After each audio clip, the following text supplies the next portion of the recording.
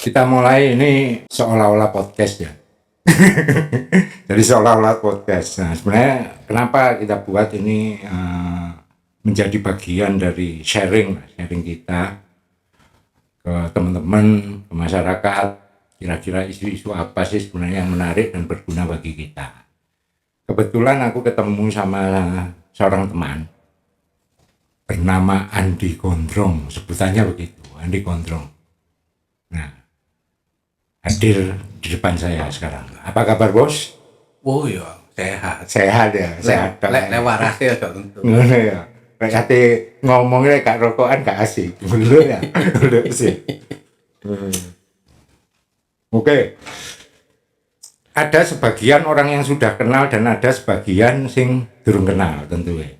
Nah, orang banyak tahu Mas Andi ini kan Rone sebuah alas. Ya kan? Iya. Sebuah alas sepeda motoran di gen-gen sing wasik iki lho ya.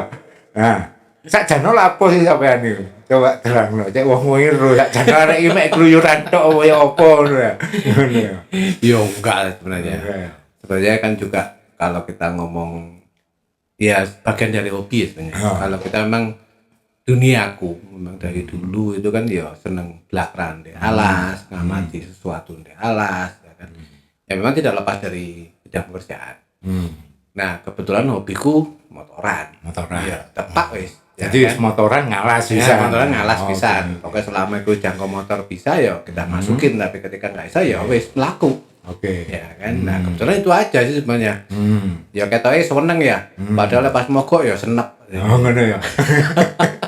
Nah, selama sampean ngono sakjane wong-wong kan pasti kepingin lho. Iki sakjane wong iki lha apa ae ya kan. Pasti pikirane iki duit wis gak ono serine pasti ya kan. Dolen tok ngono kan.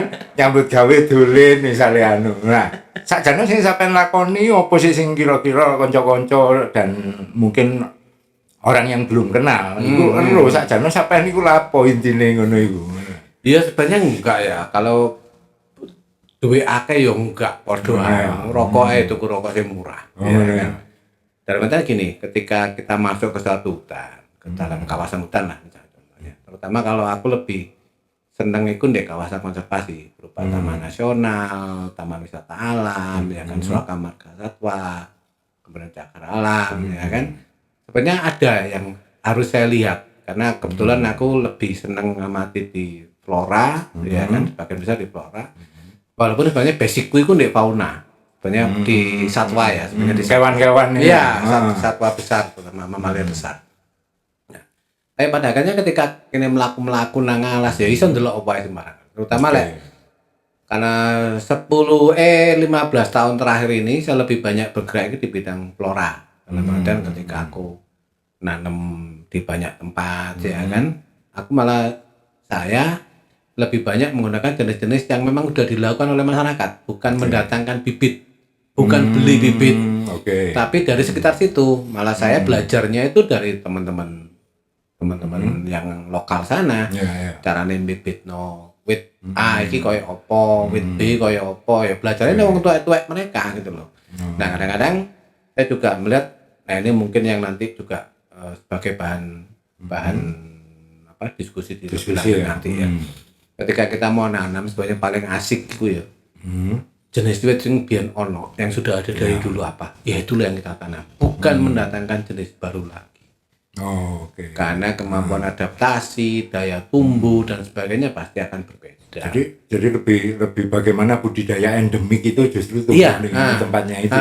Jadi nah ini mungkin banyak yang keliru ya ngomong. Ketika ngomong endemik, endemik dengan natif itu beda. Endemik itu ya apa iki becek podo rune kabeh. Kalau endemik itu memang pohon ini langka. Hanya ada di tempat itu tok. Tidak ada di tempat lain. Kalau natif, tanaman ini memang ada di sini, mulai dari dulu, tapi di tempat lain pun juga ada. Ya kan misalnya contoh Cemoro Gunung lah. Cemoro Gunung Semeru ono. Ya kan Lawu ono. Kawi ono. Nah, tapi bukan endemik dia. Bukan endemik. Ya. Dia natif. Jadi memang ada di tempat itu di mana-mana tapi ada. Nah, itu bedanya. Itu bedanya sebenarnya. Endemik hanya di tempat itu, di situ ya. Tempat itu tok. Nah, misalnya contoh kayak anggrek ya. Ada anggrek namanya Hebenaria tosariensis. Oke. Ya kan? Dia ada hanya di sekitar Bromo Tengger Semeru, tosariensis. Oke. Tapi ada lagi Hebenaria yang ada di mana? Yang pernah meletus besar, Sumbawa. Oh, Sumbawa, ya. Sumbawa. Ada juga di sana gitu loh. Tapi nama belakangnya udah lain.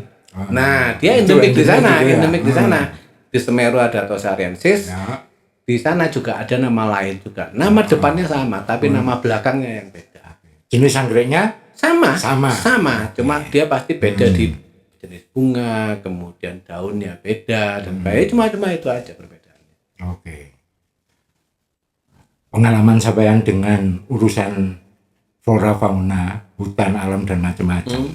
Ini kan ono isu yang menarik tentang climate change. Wah, perubahan iklim. Perubahan iklim Bahasa yang Licin selalu kan, bahasa Licin ya kan? kan.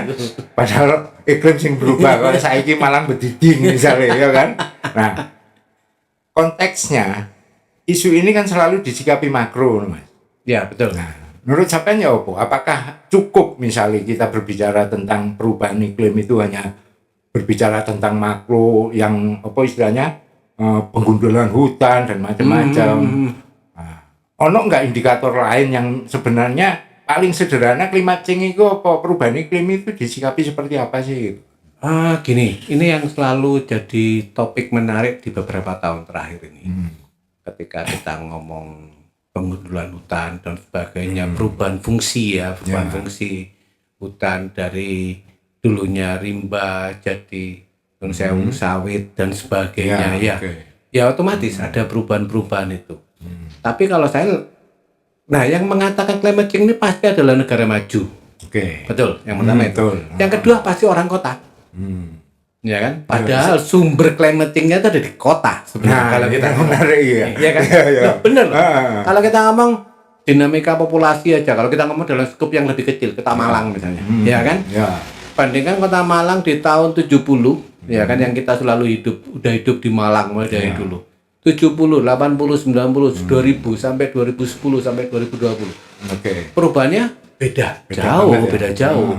Ya kan, mungkin ketika kita SMA, kita pagi-pagi berangkat sekolah ya. Kabut ya ono. Kabut isi ono. Iya kan? Di hampir semua bulan ada. Tapi kalau sekarang nggak ada, hanya di bulan-bulan tertentu aja. Itu pun sing rada-rada ndukur. Iya, betul. Guring misalnya Iya, ya kan. Itu baru ada. Itu kayak ono kabut. Ya kalau dulu kalau kita mau berangkat SMA jalan veteran nih, jalan Jogja ya, jalan Jogja, pasti saya kabut isu. Wadem. Kita pasti pakai jaket kan. Kalau sekarang nggak mungkin pakai jaket. Sekarang itu yang pertama. Yang kedua, kita ngomong terkait dengan dinamika populasi, otomatis jumlah penduduk bertambah. Ya, Pemane iki sasarane arek kos iki ya. Nah, iya, Malang ya kan. Dino kampus ada gede terus dan ya kan. macam Kemudian juga orang berkeluarga, beranak, pinak dan sebagainya bertambah. Otomatis kebutuhan ruang hidup pasti juga akan bertambah. Berapa luasan lahan-lahan hijau atau lahan pertanian ya awalnya yang dijadikan komplek perumahan. Oh iya. Ketok nemen. Nah, itu kelihatan banget ya. Yang dulunya adalah lahan-lahan produktif. Berapa luasan? Kalau kita coba kita hitung ya, kalau kita ada survei seperti itu, asik gitu sebenarnya. 2010 misalnya. Berapa luasan lahan pertanian produktif yang ada, dikurangi lagi. 2015 dan seterusnya, ya kan? Itu yang pertama. Ruang hidup. Kebutuhan transportasi sekarang, mobilisasi manusia. Sekarang kendaraan, nah terutama gini, karena banyak kemudahan sekarang. Kita duit 500.000 oleh sepeda motor ya, BDP. Kalau dulu, bisa kredit ya. kalau gak gowo duit sak kresek, gak iso tuku. Loh, iya kan? Tapi ujung-ujungnya adalah sambatnya adalah panas Malang ini, macet. Ya kan? Lah, sing gak macet iki sapa jane ya? Kalau kita balik-balik ya. Kita balik lagi. Karena kita hitung pertumbuhan jalan dengan pertumbuhan kendaraan tidak berimbang. Jalannya tetap mulai biyen. Iya, kaum bombo ya kan. Lek dawa otomatis bertambah. Paling tambah sulam aspal ae kan ono tok ae. Kan itu. Ketika bumi kota Malang semakin panas yo gak iso ngomong apa-apa lah wong sing garai panas yo kene dhewe, sing garai macet yo kene dhewe. Kan ngono balik sebenarnya. Iya toh? Ditambah lagi ketika kita ngomong ketersediaan ruang terbuka hijau di Kota Malang berapa persen. Ya kan, ruang terbuka hijaunya pun masih belum 100% ruang terbuka hijau yang punya daun yang cukup untuk menyerap karbon, ya kan, kemudian juga menyerap polusi dan sebagainya. Karena kebanyakan aku di Kota Malang nggak iso ngomong. Kalau dulu ada jargon Malang Kota Bunga, oh jalan hijau dari kembang dok di sini, ya kan, di beberapa tempat juga. Padahal kalau kita ngomong kebutuhan secara ekologi, bukan itu yang kita butuhkan, ya. Tapi pohon-pohon yang punya kemampuan menyerap karbon dioksida, polusi, menghasilkan oksigen dan sebagainya. Itu banyak. Jadi sebenarnya definisi RTH misalnya, RTH itu mungkin ada beberapa data yang tak buka.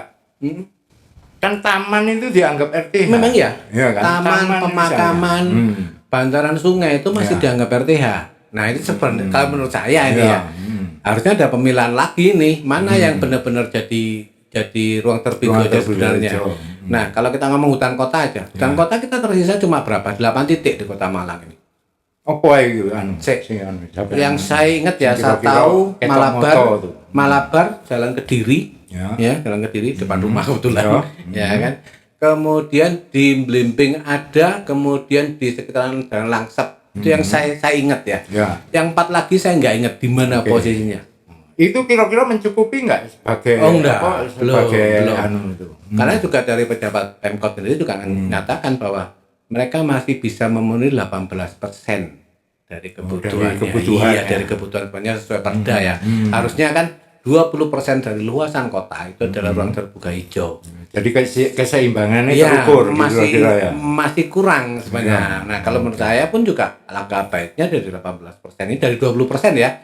Dari 20% kebutuhan ruang terbuka hijau ideal bagi perkotaan dipilah lagi. Mana yang hutan kota, mana yang untuk estetika dan sebagainya. Akan lain lagi pasti hitung-hitungannya. Taman publik misalnya. Akan lain lagi hitung-hitungannya. Nah, sekarang apalagi sekarang ada namanya stok karbon. Nah, kita berhitung kok.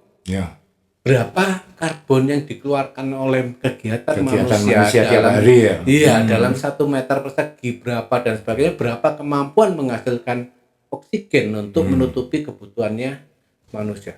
Gak berimbang sih. Kalau menurut saya masih belum berimbang. Nah, mengacu nang ini kampung-kampung misalnya. Sebenarnya kampung-kampung ini iso nggak sih berperan, misalnya berperan. Baik itu dalam konteks membangun kampungnya, membangun ruang hidupnya.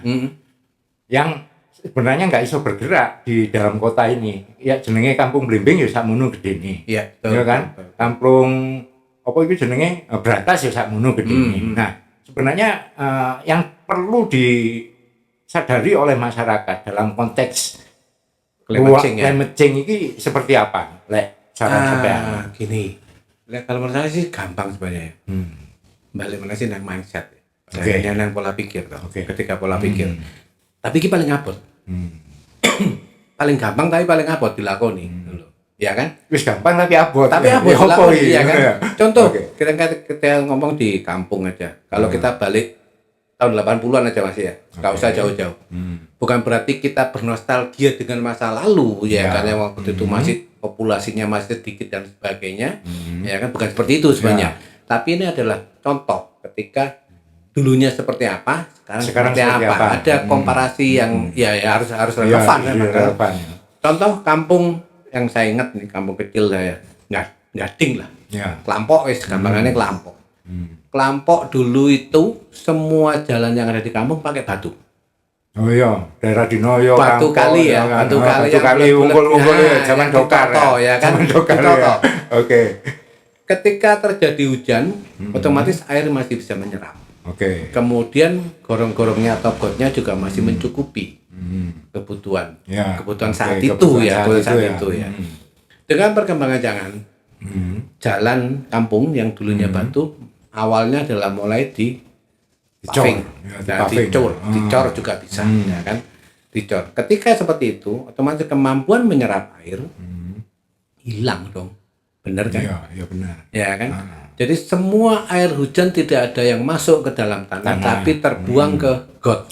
Gote gak gede-gede, Gote. cilik bisa misalnya ya. Gak didandani gote iki, cilik isian. Gote ditutupi. Tutupi Dengan itu, alasan ya kan? tempat parkir nggak Ya, ada, oke. ya kan, nah, dan sebagainya. Padahal kan seperti itu. Sebenarnya kalau kita ngomong di kampung itu paling enak ketika, tapi tetap kita harus bisa masuk ke dalam sistem. Sistem yang ada dalam kampung dalam untuk menggerakkan masyarakat ini. Dia terlibat lah dalam kegiatan kelurahan. Kalau di Kota Malang kita ngomong kelurahan ya kan, entah jadi apa? Kalau di LPMK ya, kalau di kelurahan dari LPMK dan sebagainya terlibat. Karena disitulah sebenarnya kita bisa menata kampung kita sendiri dari bagian yang paling kecil. Mulai RT, RW, ya kan, kemudian sampai ke kelurahan. Nah ini sebenarnya yang kita bisa masuk menyuarakan apa yang Jadi sebenarnya masyarakat kampung yang tinggal di kampung bisa jadi garda terdepan ya Jana ya. harusnya seperti itu. Harusnya idealnya adalah seperti itu. Karena mereka bisa menyuarakan sesuai dengan kebutuhan, bukan keinginan ya.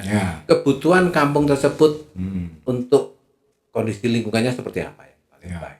Paling enak sebenarnya itu.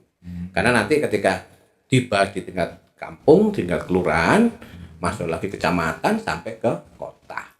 Nah, ini musrenbang kalau kita ngomong di tempat pemerintahan kan ada musrenbang.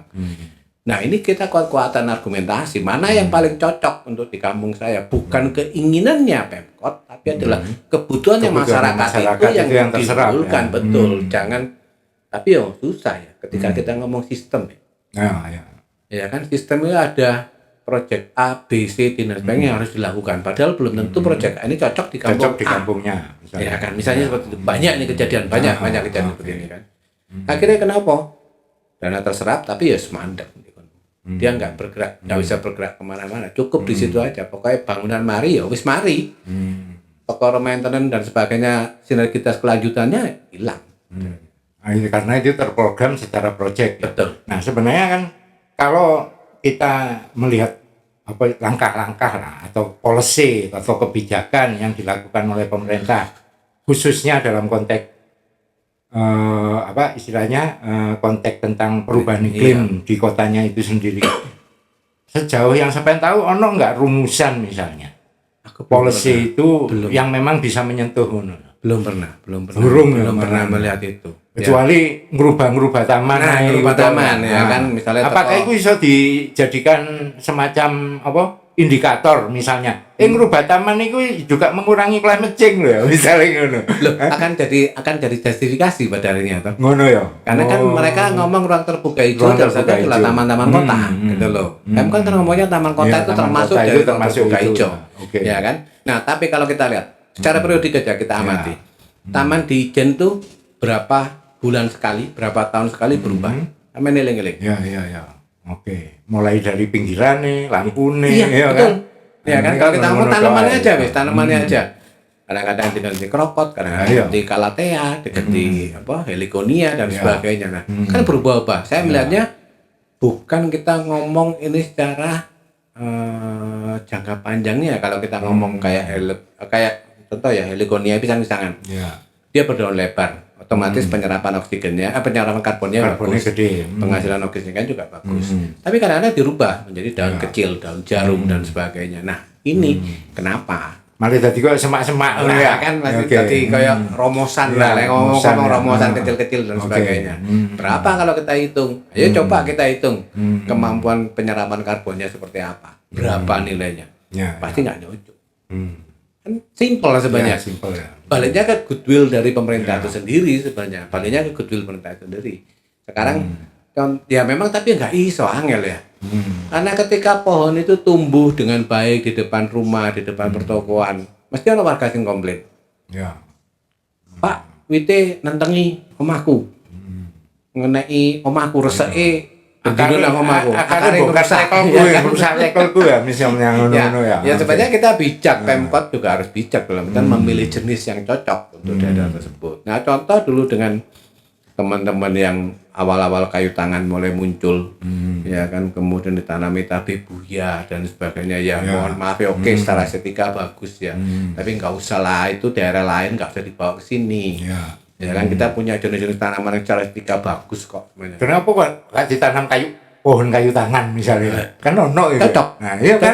Nggak ada simbolnya. Iya. Nggak ada simbolnya. Sehingga orang tahu itu jalan itu kayu tangan karena memang Kenapa, penuh ya kan? pohon kayu tangan. Karena kan semuanya Kowe tanggung jawabnya restu sing gawe ngubrek-ngubrek iku ya. Kudune ngono ya. Engko dijak ae rene ngomong iku ya. kapan-kapan iya. Kapan-kapan dijak. Oke. Nah, kayak contoh kan ketika di daerah lain misalnya banyak atau kayak Jakarta aja ada nama-nama daerah yang merupakan nama-nama pohon, ya kan, Gandaria dan sebagainya, ya kan. Itu kan juga sebenarnya nama pohon, nama lokalnya daerah seperti itu sebenarnya. Kalau di Malang kan ada namanya Desa Bendo, berarti kan dulu banyak pohon bendo dan sebagainya. Nah itu. Tapi kalau sekarang kan kita baliknya ke estetika dan nun sewu, mohon maaf, project. Ya. Baliknya project. Ketika tabebuya berapa satu pohonnya harganya, ya kan. Pada ada jenis yang hampir sama. Contoh bungur, bungur itu estetika bagus, bunganya bagus, hampir mirip dengan tabebuya. Tapi karena tidak ada nilai, tidak ada yang bibitin itu, akhirnya tidak bernilai secara ekonomi. Gak ada bisnis side istilahnya. Karena bisnis side ya, misalnya gitu ya. Nah, kadang-kadang memang repot. Satu sisi ada kebutuhan berbicara bisnis di dalam konteks mengembangkan kota. Tapi juga ada kebutuhan dasar, ini kebutuhan dasar misalnya, estetika kota dan iklim kota. Nah sebenarnya harusnya apa? Antara masyarakat, aktivis misalnya, terus pemerintah sendiri, ada nggak sih menciptakan semacam ruang komunikasi bersama gitu ya, untuk apa istilahnya, meletakkan arah perkembangan kota itu sing berimbang gitu. Ya. Nah ini yang seringkali dari dulu memang seringkali kebijakan tentang kita ngomong ya tentang ekologi kota, tentang ya tata kota. Pada akhirnya kan balik lagi ke taman, ke ruang terbuka hijau. Jarang sekali teman-teman ini dilibatkan untuk diskus di awal. Ketika menentukan ini mau diapakan dan sebagainya, dianggap itu tugas pemerintah. Wong masyarakat nggak usah melok-melok, kan rodadi. Nah, padahal tidak seperti itu juga seharusnya, ya kan. Kalau kita ngomong sekarang ada keseimbangan komunikasi, ya kan, masyarakat, pemerintah, swasta. Nah, mana ini? Jalan enggak, ya kan? Nah, kadang-kadang Indonesia sewu, kita balik lagi ke kita sendiri, ke masyarakat. Kadang-kadang masyarakat sendiri masih parsial, karena masih ada konflik kepentingan di antara masyarakat itu sendiri, ya kan? Boh, ini Malang kudune digawa kayak gini, karena dia berasal dari komunitas A. Ya. Malang wilayah digorengnya di komunitas B. Nah, padahal kalau kita ngomong ini jadi satu kesatuan titik fokus, sebenarnya paling kuat ini adalah untuk kekuatan massa ini, kekuatan massal ya, kekuatan massal masyarakat ini paling kuat untuk mendobrak sebuah sistem. Nah, ini yang belum di Malang ini masih belum seperti itu. Belum terbangun. Iya. Mungkin di arah tahun 90-an akhir sampai 2000-an banyak. Komunitas-komunitas atau aktivis-aktivis lingkungan ya yang bergerak di Malang ini banyak sekali. Tapi di akhir tahun ini 2010 ke atas sudah mulai berkurang. Gitu loh. Karena lebih banyak mereka melakukan pembelaan ya. Padahal sebenarnya pembelaan harus jalan, ya kan? Tapi kita juga ada kebutuhan ruang hidup dalam kota yang juga harus kita benahin gitu loh, nggak bisa kita biarkan. Iya, ketika nah ini tapi terkait dengan heritage juga pada akhirnya. Mungkin nanti Mas Restu yang banyak ngomong nanti. Ketika kita ngomong gorong-gorong zaman Belanda aja segitu gede dibuat, berarti kan mereka memperhitungkan. Pada saat tertentu, ya air hujan ini tidak akan bisa ditampung di permukaan, akhirnya harus disalurkan ke gorong-gorong. Contoh Jalan Ijen. Apalagi dataran tinggi ini kan. Jalan Ijen, kemudian Jalan Jakarta. Saya ingat saya kecil Jalan Jakarta itu saya zaman SD melebu nang gorong-gorong detek ini kayak gitu. Ya, kan? Berarti memang besar, diciptakan memang besar. Tapi sekarang kan mulai hilang semuanya. Bahkan nggak teridentifikasi misalnya. Di mana jalur sebagainya. Kemudian contoh Pulau Sari yang dulu Bosem, tempat tampungan air dan sebagainya hilang. Kemudian Jalan Ijen belakang museum sebagai resapan air kota juga hilang juga. Perumahan gede malah ya. Oke. Nah, ini sing sebenarnya akhirnya menyumbang. Artinya gini, perkembangan kota melebarnya hunian, kebutuhan hunian, ini mengurangi ruang-ruang terbuka hijau yang seharusnya harus ada di Malang. Betul. Sekarang gini, kalau Pemkot ini tegas ya dalam artian ruang terbuka hijau yang ada sekarang, yang 18% dari total kebutuhan, harusnya ya wis iki tambah ono. Ya kan, minimal dipertahankan lah, jangan dirubah-rubah lagi peruntukannya, dikurangi lagi, jangan dikurangi lagi, jangan dikurangi lagi untuk peruntukan apapun, udah biarin aja kayak gitu, ya kan, karena dari tahun ke tahun masa mendatang pasti ini juga akan habis karena kebutuhan perkembangan dinamika populasinya masyarakat juga. Gitu. Pasti kan seperti itu. Nah ini yang perlu kita dorong sih sebenarnya. Pemkot ini biar ini jalan terus seperti ini, minimal seperti inilah, ya kan. Tapi tetap secara kualitas harus ditingkatkan. Ya kan, secara kuantitas wis oke lah, ya kan. Secara kualitasnya aja kita pertahankan. Karena kotanya juga nggak berkembang, ya kan. Iya, betul. Luas tanahnya Tetap, kota itu kan tetap, ya kan. Tetap seperti itu. Mau dibagi berapa aja ya sakmono kan. Ya kalau di data kan cuma 1.700 hektar. Nah, iya. Sebenarnya masih butuh kurang lebih hampir 2.000 lah, 2.000 hektar itu untuk RTH. Masih kurang. Nah, iya. Nyowak-nyowak di endi kira-kira itu kan. Itu loh. Wah, ini makin menarik ini. Tapi lek diomongno terus dawa. Iya. Nah, ketoke bagaimana sebenarnya mengatur tata ruang kota itu ideal ya. Untuk keseimbangan itu perlu kita lanjutkan dalam dialog berikutnya. Kayaknya Soalnya lek awake dhewe ngomong mana iki jare arek-arek kedawan durasine. Bosen gitu kan. Masuk. Ngono ya. Kan? Benar. Nah, kira-kira saiki pesene sampean berkaitan dengan topik yang kita bicarakan iki opo, Mas? Gini sih, Kata-kata aku terakhir. lebih ke gerakan masyarakat ya. Gerakan masyarakat untuk merubah pola pikirnya terkait dengan masalah perubahan iklim ini bukan tanggung jawab pemerintah. Bukan hanya tanggung jawab pemerintah, tapi tanggung jawab semua elemen masyarakat, ya kan. Mulai dari ketersediaan sumber air, kebutuhan air bersih, sampah diulas meneh dawa meneh kok. Dawa meneh. Ya kan. Sampah ya belajar milah dulu lah dari rumahnya masing-masing dulu, plastik ya dipilah dulu. Ya, yang pemeneh sekarang ini zamannya plastik kabeh. Iya, sembarangan plastik ya. Ya kan? Nah, itu sebenarnya berubahlah di tingkatan tapak dulu, tingkatan grassroots, di paling kecil ya lingkungan rumah tangga kita masing-masing, keluarga kita masing-masing. Betul. Iya, mungkin itu aja sebenarnya. Dari rumah tangga bergerak sekampungnya, ya kan. Dulu bergerak Baru aja. sak kecamatan Iya, misalnya jangan kan. instan pokoknya. Iya, Lah kan. instan ini kan salamat ruwet kok burinde itu wis. Lek gak artinya lek gak dimulai kesadaran semacam itu ya tambah ruwet pasti ya. Pasti ya. Karena keseimbangannya nggak terjaga. Kita ngomong ini mulai tahun 2000-an nih. Nah, iya. 2000 awal sampai sekarang nggak ada perubahan. Iya toh. Ya balik lagi kita ngomong sekuat apapun teman-teman komunitas, teman-teman aktivis. Kalau masyarakatnya nggak bergerak, Iya. ya podo ae. Iya, Ya toh. mek bengak-bengok. Bengak-bengak tok. Paling mari akhirnya diganekno. Lah apa sih arek-arek itu. Mek Plaur meneh, plaur kan meneh. ngono. Akhirnya malah dapat stigma negatif Iya, akhirnya. biasanya kan. seperti itu. Oke. Aku tutup dulu supaya nggak panjang-panjang juga, tapi masih banyak kandungan topik menarik. Kita ikuti dialog berikutnya. Nonton terus ya.